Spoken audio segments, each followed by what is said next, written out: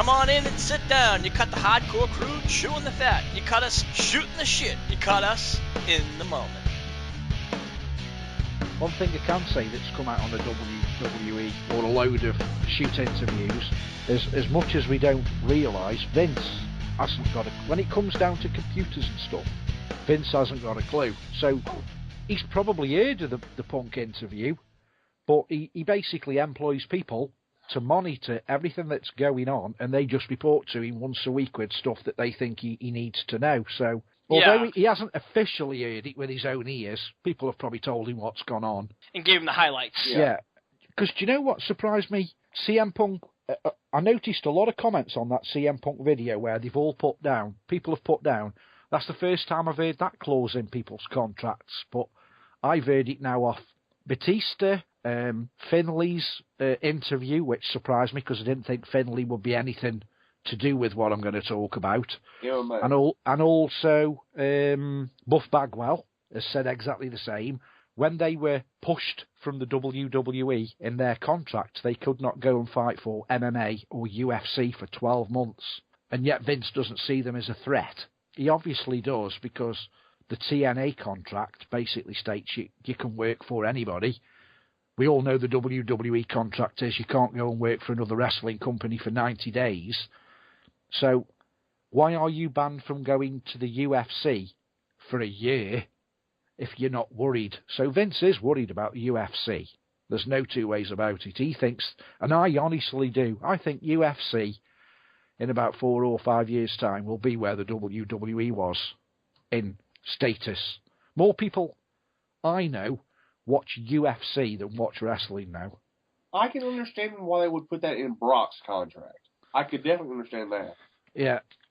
But in his official interview, if you've got the WWE official CM Punk interview, when he's being interviewed on that, he says, before my time comes and I can't wrestle anymore, I want to have a dabble in UFC. That's my dream.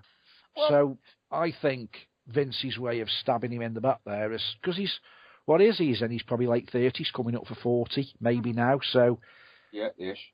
He's going to be too old to even be in UFC and be serious about it, because he'll just have his arse handed to him. Because all these UFC guys now are around about 18 to 25-year-olds. Yeah, exactly. And let's talk about that. We are in the moment, guys. And you know what? CM Punk, don't get me wrong, he is an incredible fighter. He does have a lot of jiu-jitsu and a lot of martial arts background, but I mean... He trained. Yeah, he is not exactly a young duckling. I mean, he's in his late 30s. He has a lot of injuries as it is. And so, I think if he's going to go into UFC, I think he's even talked about maybe going to UFC as a referee. I don't think he could do it as a fighter. Yeah. My opinion is if you're going to go in the UFC, no matter what age you are, if you've got a niggling injury, it's going to be a weakness. And people like CM Punk, if I was in the UFC and I knew I'd got a match about CM Punk, I would, like they do, like boxers do, watch everything and listen to everything you can. He said he's got 2 blown-out knees, which he needs operations on. Kick them motherfuckers. Yeah, what are you going to go for? You're going to go for a knee submission straight away because he's got 2 weak knees. So when it comes down to UFC, have a play at it, have a bit of fun. Yeah, it's never going to be a serious thing, and he knows it. Yeah, dabble in the minors a little bit like Dave Bautista did. Yeah. But I don't see him doing it as a career. Probably as a one-off big, massive payday, like a lot of celebrities tend to do, but as a career, I just don't see it. I think he's financially secure and financially stable enough now to just walk away, and however long he lives, however long he's on this planet, just live a pretty happy life as long as he's careful with his money, because he's got plenty, and he admits he's got plenty, so... Well, you know what? That's something I do want to talk about a little bit.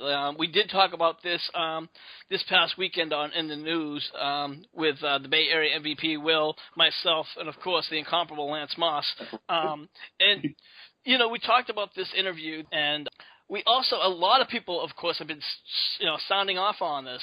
Chris Jericho, he posted a recent interview about Punk's interview, and during his interview, Punk stated that Jericho tried to contact him for an interview with his podcast, Talk is Jericho, but suggested that Jericho had the hidden agenda.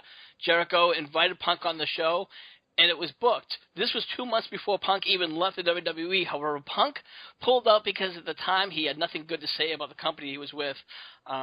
Jericho made it clear that he has no ill will without Punk what to say, and still considers him a friend.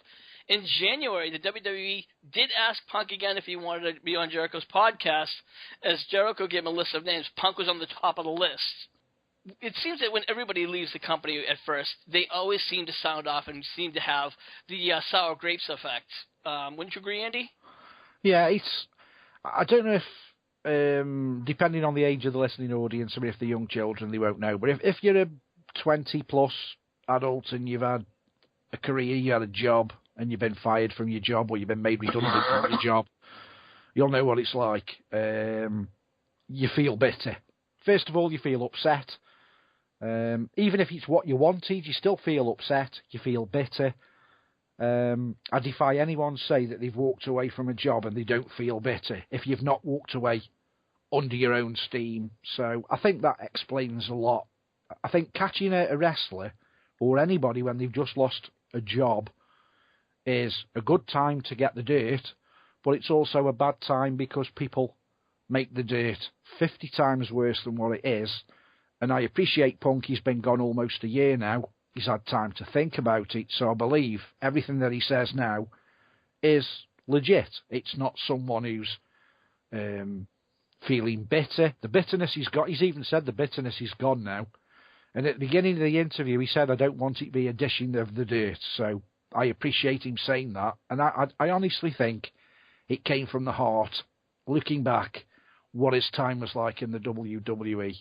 Most shoot interviews, they jump on the bandwagon 3 or 4 days after they've been fired because they just know they're going to get the shit coming out the wrestler's mouth. So I appreciate he left it a year before he did the interview. I wish really he'd have gone on JR's show, because I think it's give Colt Cabana, who rides on his coattails all the time, gives his show a bit of a publicity and a bit of a lift, because his wrestling career sucks.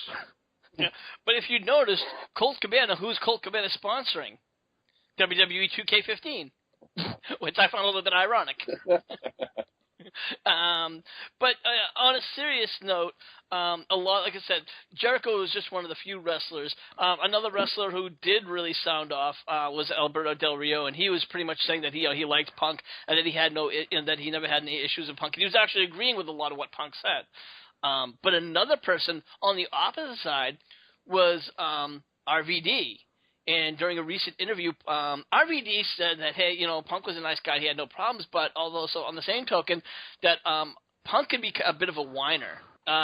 He called one time when he was on a plane with him, and there was a lady who wanted to move one of his luggages up there, down a few spots, and because another guy was coming on, and she had to put his bag up where Punk's bag was, and she very politely told him what she was doing, and Punk just got very nasty. He's like, "Hey, why can't you move his why can't you move his bag down there? Why are you moving my bag?" I guess everybody just seems to have a different vision on how Punk is. I can understand why Punk's very upset.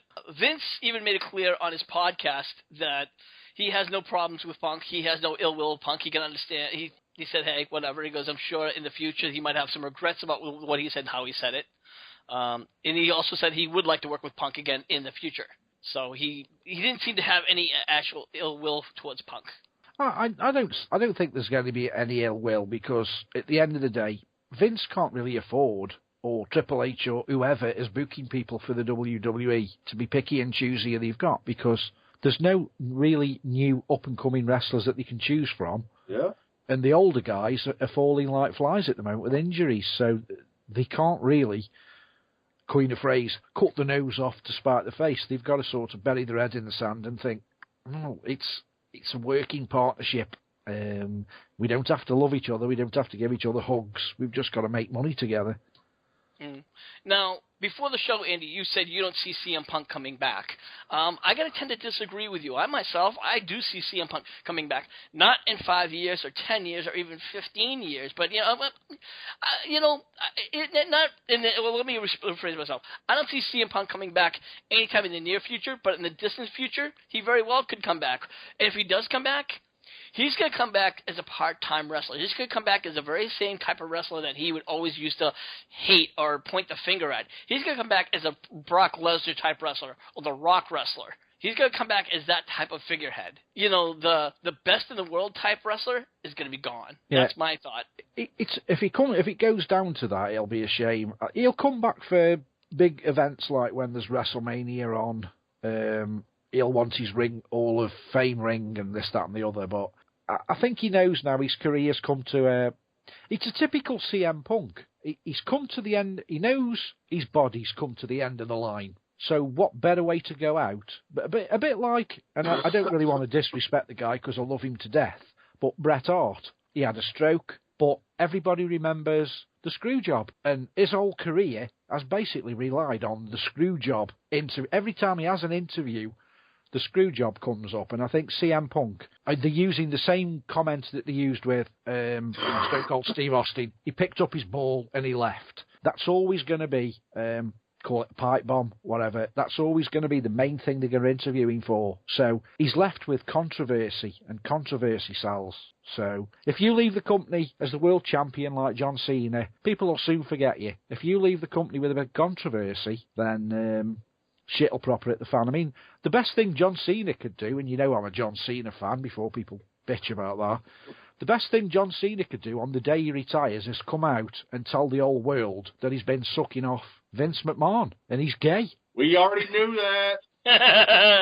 As Lance sounds off. Lance, let me ask you, I know you've been a little bit quiet on this one. We're now switching over to our main topic, which is wrestlers who have left on bad terms and come back. If you could think of one wrestler on our list of who've left on bad terms and then made a big return, which wrestlers would you think of offhand? Well, Warrior definitely, but not for the best of reasons, because that shocked the shit out of everybody. Oh, absolutely. Then came back, and then, well, he can't come back no more. Yeah, actually, he made his return after 17 years, and he was probably the one who stayed away probably the longest. And then he got inducted this past year in the 2014 Hall of Fame, and he made this unforgettable speech at Raw, and just on April 8th, 2 days after that, he passed away. He was gone. And that, I think, was probably the biggest shock of all. Yeah. Like, I was in a Skype call with the Bay Area MVP and James from Big Easy, and I thought it was just one of those internet memes, you know, how terrible death rumors go around. Yeah. And I'm not on Twitter, so I had James check. Then pretty much everybody came in the call. Because we know, holy shit, this is legit. And, you know, the Ultimate Warrior, he was big in the 80s, but he just, after he, I think, went to WCW, he really didn't do much, and then he just disappeared. He was a ghost. And I see CM Punk trying to doing something similar. He's going to try to be a little bit in the public's eye for a while, and then after a while, I think he's just going to have utter disdain for everybody, and he's just going to go out. Like Andy said, he's going to live off his cash and do his own thing, and, you know. With Punk, if he ever does come back to wrestling, I don't think it'll be in-ring in WWE. I think it'll be in a smaller company because he said he didn't want to be a big. He hates that now. He wants now the whole, when big checks and all that stuff wasn't in the factor, when it was like in the smaller leagues like ROH and stuff like that, where he was hanging out and wrestling with his friends. That was fun. So I think if he ever does come back, it'll be in like ROH. You know, that remains to be seen. I know that's what he said, but I'm sure when he starts seeing the very small paychecks, I'm sure he'll have a big change of heart. But that's just me. His wife is still getting paid big bucks, so they ain't going to have very much money problems, that's all I'm saying. Andy, who else did you think, another wrestler offhand that you know that left on bad terms and came back? He didn't actually come back to wrestle, but he came back to get his Hall of Fame contract, Bruno Sammartino. Yep, Bruno. In 1998, he was a color commentator. From there, he was outspoken against the company for the steroid use, and of course, when the WWE went to the Attitude Era, he was completely hated all the sexual angles and the company was using. And from there, he wanted nothing to do with the company. Sammartino returned again in 2014, and the person who rebuilt that bridge was Triple H. I know, Andy, you really do not like Hunter at all, but Hunter has rebuilt several bridges. The Ultimate Warrior was one, and Sammartino was the other. Yeah, he's done a good job, but I watched the Billy Graham interview that's on YouTube. It's a recent interview with the guy who was diagnosed, I can't think of his name, the guy who was diagnosed of having hepatitis C from Abdullah the Butcher. That's the guy. There's an interview on there, and Billy Graham, who didn't badmouth Bruno Sammartino, in fact, they're very good friends, basically said the reason why he went in the Hall of Fame, well, he admits to be talking to Triple H, they dangled the carrot, and it wasn't in the 100,000s, it was in the millions, so he looked at it, well, my family's now made up for life, they will never have to worry about money again. So basically, it's a Triple H smoothing the background, so to speak, but money talks at the end of the day, because Bruno Sammartino is one of them guys who said he would never step foot back in a WWE arena or ring again. Never want anything to do with the company. But it just goes to show, you dangle that carrot with a couple of $1 million on the end of it and you'll do anything. Certainly proved a point. And that's the only thing that Billy Graham said in his interview. He really lost respect for Bruno. Yeah, he said, dangling a couple of $1 million in front of someone is always a good move. But when someone who's got the respect of a lot of wrestlers saying he'd never go back, goes back, shows he's got weakness. Everybody's got a weakness, I suppose. I mean, somebody offered me $2 million, I'd sleep with Vince McMahon for a month. Hey, shit, yeah, you know Vince, what? Vince, now you know your number. Yeah. Nobody is immortal. Yeah.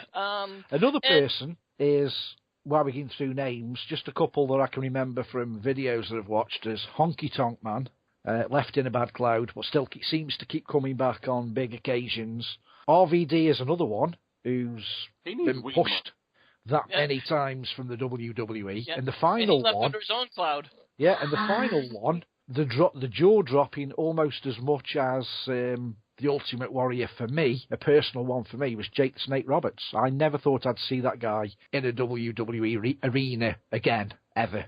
I gotta, of course, for me, one that he left, and I cannot believe he's back, is Brock Lesnar. He left in 2004, where at first he tried for NFL, but eventually landed in UFC several years later. Now, during the time, he trashed the WWE and professional wrestling industry, saying that he could beat any wrestlers. He literally was he was the one who was saying wrestling's fake, they're no good. Of course, 2012, what does he do? He returns to be a part-time wrestler and is now our current WWE World Champion. What does that say? WWE's fucked. No, well, it does, but to me, it's just a huge slap in the face. Now, Lesnar didn't even, leave like really all pissed off. He left, he couldn't even handle it. That's what he said. That's what it was, because he was working a busy schedule, and he just didn't like the heavy schedule. And now he's back on a part-time basis, not even a part-time. He's like wrestling, 2 or 3 dates. And he's the champion. It's disgusts me. Another name, Sergeant Slaughter. In 1984, Sarge requested 6 weeks paid vacation. When he didn't receive it, he decided to pull a no-show at a house show, and then he was let go. He didn't return until 1990, and when he came back, he played as an Iraqi sympathizer, and he even became a 2-time WWF champion. And 2 more guys I can think of course, is the New Age Outlaws, Road Dogg and Billy Gunn, and they both left for their own personal reasons, and they came back together in 2011. Yeah, and Road Dogg, I'm not sure about Billy Gunn, but Road Dogg is is he a road agent at the WWE at the moment or something like that? Yes, he is. He's actually still working with the company. Gunn, I'm not sure entirely. Last I heard, he was helping with developmental. Gunn, again, when he left, never had no kind words. I think he even did a couple of shoot interviews. Those are hilarious. These are guys who've done nothing but trash this, trash the company, saying, the WWE sucks, they're terrible, I'm never going back, and here we are. They're all back in the company, and, as of right as rain. Another big name, Batista, 2010, left because he did not like the direction the company was going. He made it clear he had no plans on returning. On several occasions, he did not like the product, calling it kid-friendly, too unbelievable, and hokey. Batista would make a brief return in 2013, but the reception, of course, was not a warm one. Nobody liked Batista. They were calling him Bootista. No shit. They had to make him a heel because he was supposed to come back as a huge face, and it just wasn't working. They were all pissed because he wound up winning the Royal Rumble. Yeah. And it was a spot that he should not have won. He was another part-time wrestler that was these huge pushes that the full card should have been getting. I think what happened there is they thought he was going to come back as the next big thing, and the crowd sort of... Remember him bitching out. I think the crowd killed it, and then in the end, they had to do something to keep Batista happy, because Batista was getting pissed that they promised him this, and it was beyond their control. The crowd just didn't like Batista, and they had to pull back, but they had to give him something to keep him happy at the end. I think that's why the Batista storyline is they sort of gave him a big run towards the end and then got rid, just to keep him sweet. And I think they realised that they would upset fans, but they'd got to come good on the deal that they'd drawn up with Batista before he came. I think that was one of the packages that when he came, that he was going to be one of the top men again for a short time. I can still see him coming back and taking on somebody like Feed Me More, Feed Me More. I can still see that happening, because it seemed they both cloned rip-offs of each other. So I think they should come back and have some kind of feud. But like that guy, I didn't know until CM Punk let the cat out of the bag why he's been dropped. They give him a big, massive push, and then he got dropped. But if you listen to the CM Punk, he's the most clumsiest bloke in the wrestling industry. And to coin a phrase, CM Punk said to him, Did you do that on purpose, or are you a dumbass? And his answer was, I'm a dumbass. I'm as dumb as fuck. Yeah. I'm sorry. And guys, for those of you who want, there's a video. We did not make it, but I did. I had to snip it, and it's now on our Facebook page about a Ryback. It's called I'm Dumb as Fuck. It is funny as shit. I saw it. I couldn't. Yeah, for a wrestler to turn around. I mean, basically what happened, he dropped CM Punk on a table when he hadn't supposed to have dropped him on. He basically promised... The story is... Yeah, go on, he was supposed to drop him through a table. He lifted him up and get him a body splash, but he completely missed the table and drops him dead on the flat of the concrete. That's what happened. So after the match, Punk walks up to him. He goes, either you did that intentionally on purpose or you're dumb as fuck. Which one is it? And Ryback answers, I'm dumb as fuck. I'm sorry. That just goes to show just what he is. Ryback is just...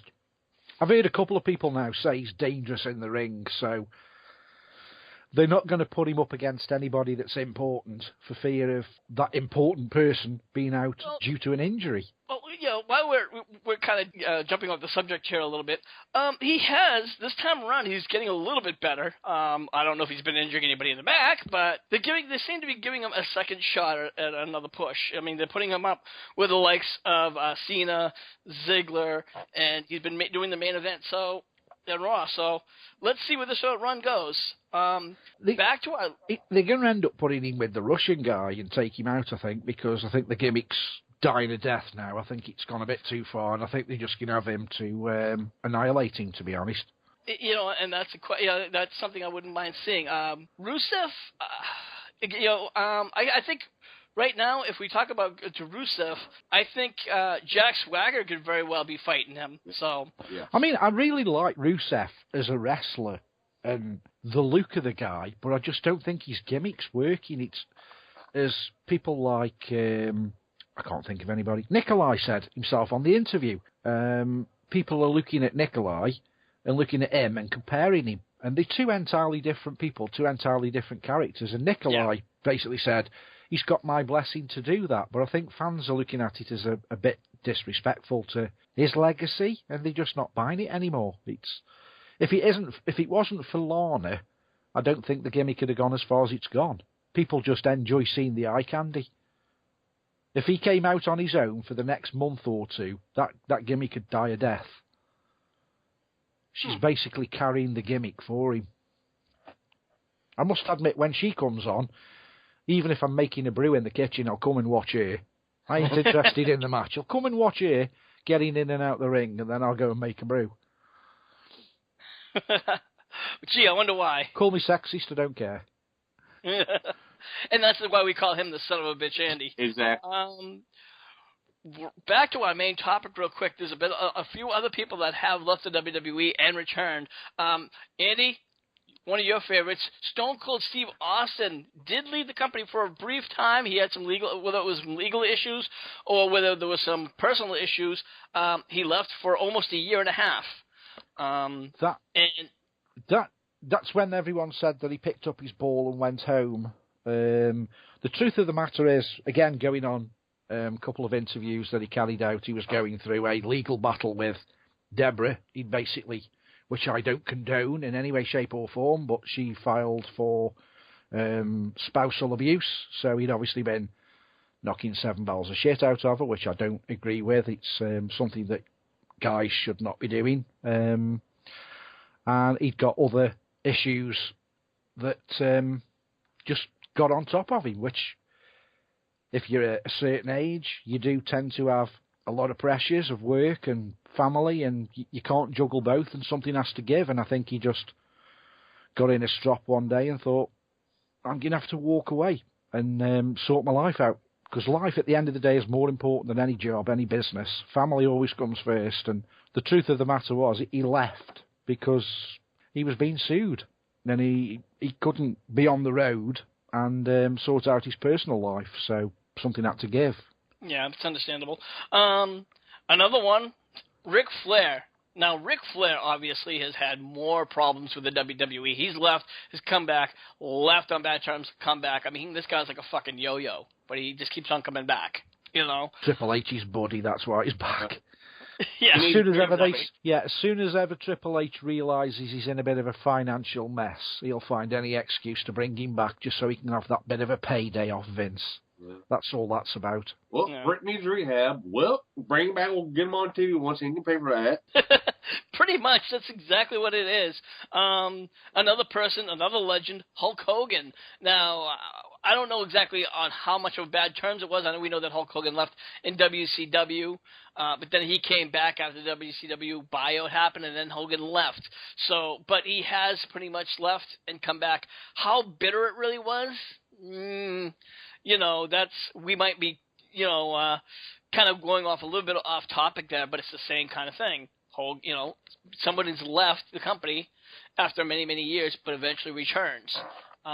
Another person I can think of is Roddy Piper, and we know that he did have issues with the company. Yeah. So yeah, serious issues. And, you know, it's just the more and more, I mean, we could probably go on. The list goes on, and I have got, you know, I can't even think of any more. I'm sure if we just stopped and thought about if anybody else got any, you know, chime in now, you know. Is it just me, but has anyone really noticed when Roddy Piper does come back, for whatever reason, they always seem to kill him in the ring? I don't mean fighting-wise. They sort of put him in the ring, and they give him a microphone, and it's as though he just dies on the mic, and he's always been a very good mic man, but they tend to put him up against people who are very good on the microphone, like the likes of John Cena, and he just seems to die. And I think they're trying to belittle his character now. Is their way of having a bit of fun at Roddy Piper. Whether Roddy Piper realises it or not, I've no idea, but I've noticed a couple of times he's even like been there, and CM Punk's been there, and CM Punk's made him look an idiot, and you can see that Roddy Piper's just he doesn't know what to say on the mic. He dries up and dies, and he's always been known as a very good mic man. Well, I think is what it is because for one, he's now a legend. So as a legend, you know, you got to kind of put the current talent over. So and yes, he was a legend in his time. Back then, obviously, when you're on the main, you know, when you're on the main roster, they don't want to do that to you. But if you're just a guest, you know, yeah, they're gonna want to make you look a little bit better than than the other guys. I know that CM Punk actually had, considered himself like a modern-day Roddy Piper, and he said he actually had a lot of respect for Piper. So I don't think he would ever want to intentionally belittle him. And if he did, it was just like, a heelish move on TV when he was trying to make him more of a heel. Yeah. It's just a shame that I've noticed every time he seems to be on TV as of late, they just tend to make him look a complete idiot. And it's a shame. Yeah, I mean, I think he deserves more respect than that, to be honest. Yeah, I was watching this thing on one of the Fox Sports networks. They were doing like an interview with him, and hell, this was a month or two ago. He's even said he's not in their warm graces or something on that. He's like considered one of the family or something for some damn reason. So he even knows something's up. It's nice to see when he comes on, but I just think they just make him look a fool, as they do with quite a few people. But when The Rock comes on, it's as though he's never left. He's treated the same as when he was in his heyday, and I can understand why the other wrestlers are pissed off about it, to be honest, because I would be. Yeah, and that's something that's kind of a little bit interesting now. Here's somebody who's never really... I mean, he does leave for 5, 6, 7 years at a time, but we can never say for one reason or another he's never, or at least it's never been on public record that he's left on bad terms.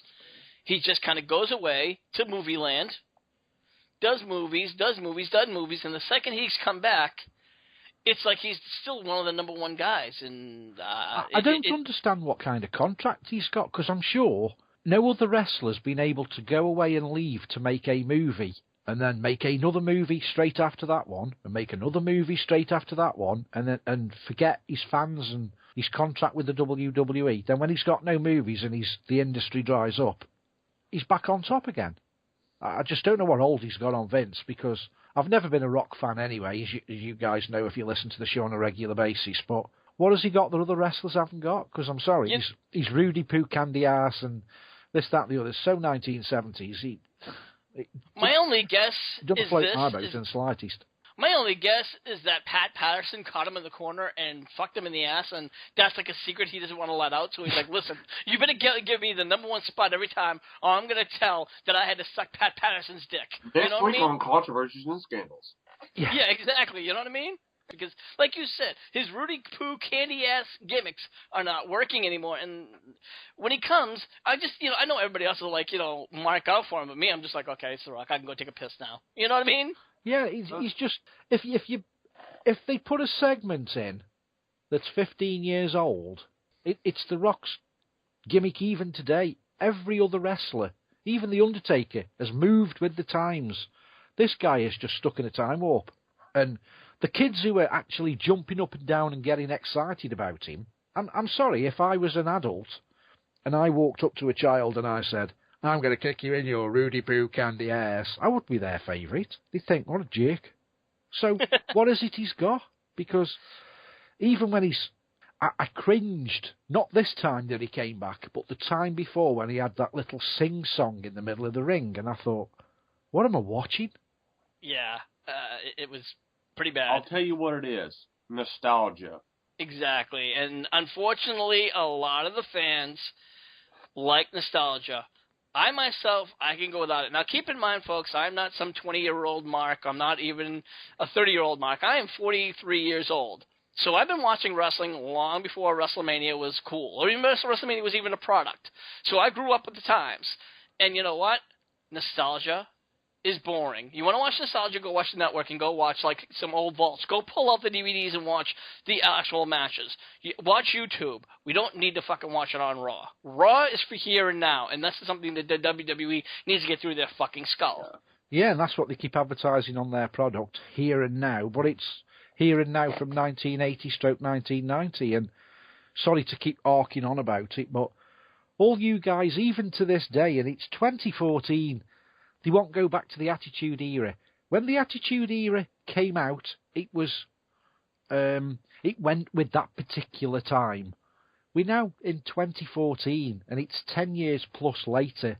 It wouldn't even, if they started to do it now, you go back and watch the Attitude Era on YouTube. It looks so old-fashioned today. It wouldn't work. Yeah. And I agree that the Attitude Era wouldn't work. They need to do something different. They definitely need to get rid of this PG thing. Hell yes. I don't know what they need to do.